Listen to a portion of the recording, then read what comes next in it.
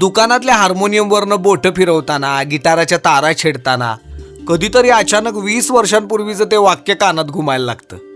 बाला बडा को pop rock करते यो बिलाल वाया जाने वाला भला क्या छोरा.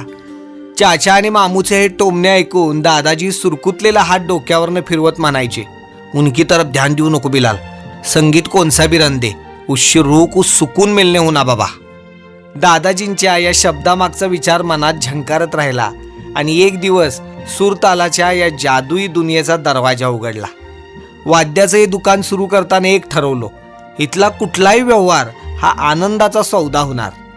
इथलं वाद्य घेणाऱ्याच्या लगन आणि रियाजानं समाधानाचा खजिना खुला होत जाणार. तसं आमचं घरानं संगीतातलंच, त्यामुळं तानपुरा आणि तबल्यातच रांगलो खेळलो आणि कॉलेजात गिटाराच्या तारात मन अडकून घेतलो. वाद्य बघितलं की ते वाजवून समजून घ्यायचा नादच जडला आणि वाद्यमेळांचा इथं एक संसारच थाटला. आता बिझनेस म्हटल्यावर चढ उतार असणारच की हो. शेवटी काय, आनंदात सतारीवर हात आणि त्रासात सारंगीची साथ. या शॉपचं उद्घाटन दादाजींच्या हस्ते केलं की नाही, त्यावेळी ते म्हटले, बिलाल सामने गायन समाज देवल क्लब है और आगे संगीत सम्राट उस्ताद अल्लादिया खां साहब का पुतला है.